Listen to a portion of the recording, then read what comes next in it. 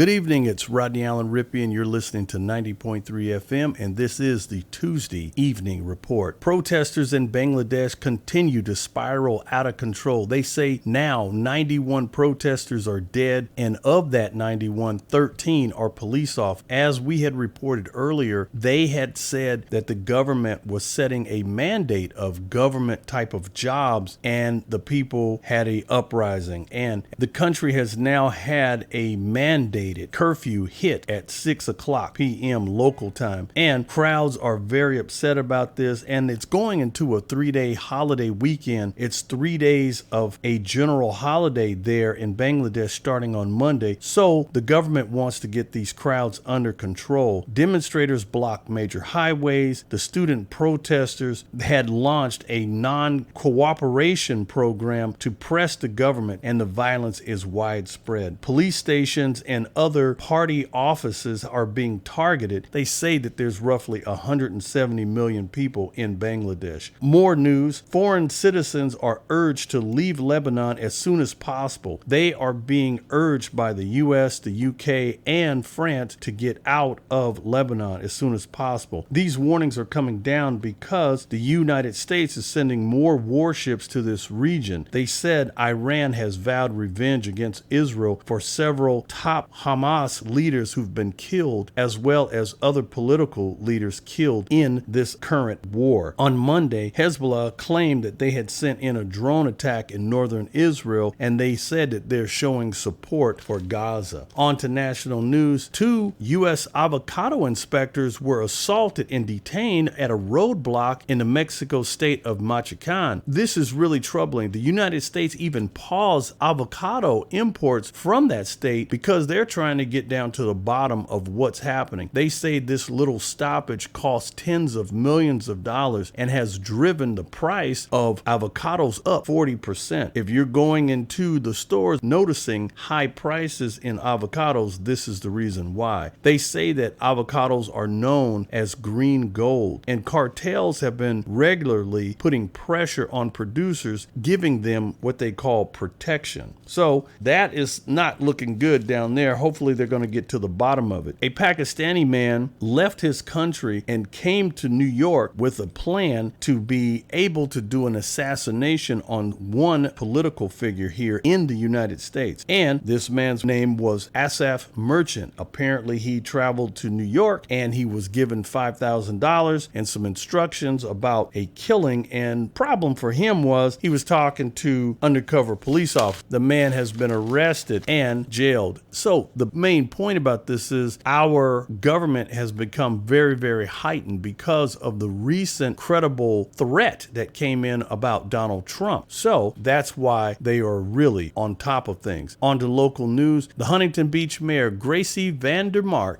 she said that Governor Gavin Newsom has made it so that she is going to roll up her sleeves, and she is saying, no, not my city. And so she has created her own ordinance to declare her city as a so-called parents' right to know city. She wanted to say, hey, she wants her parents in her city and her community to be able to have the last say. And so now we have to see how many other mayors in other cities are going to follow suit. We do have breaking news that is coming in right now. Kamala Harris has just announced her running mate. That's right. Vice President Kamala Harris has now announced her presidential running mate, and it is military veteran Tim Walz. He is Minnesota governor, and this is major breaking news. And so they say Mr. Tim Walz is a veteran, and he is also a union advocate. So go unions out there. On to more local news. Sadly, a 15-year-old young man has been missing for more than 20 hours. He went swimming off the coast right there in Huntington Beach. He was at Pier 11 apparently, and they said that the tides were very, very strong and he was somehow swept away. The Coast Guard has been searching for him for more than 20 hours, and they just recently disbanded their search. So sad news there. We're very hopeful that they will find this young man. And we at 90.3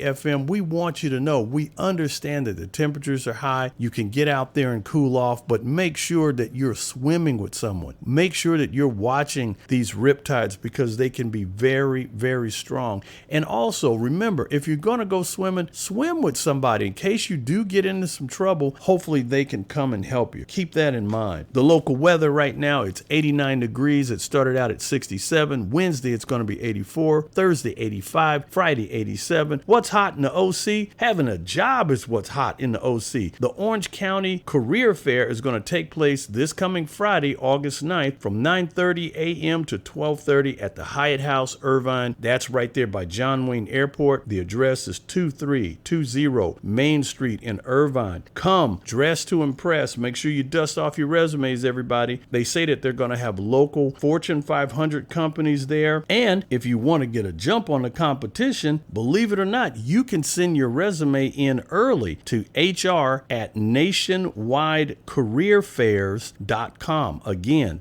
HR@nationwidecareerfairs.com. And then they will send you a list of all of the businesses that are there. So now you can kind of get an idea on what's happening.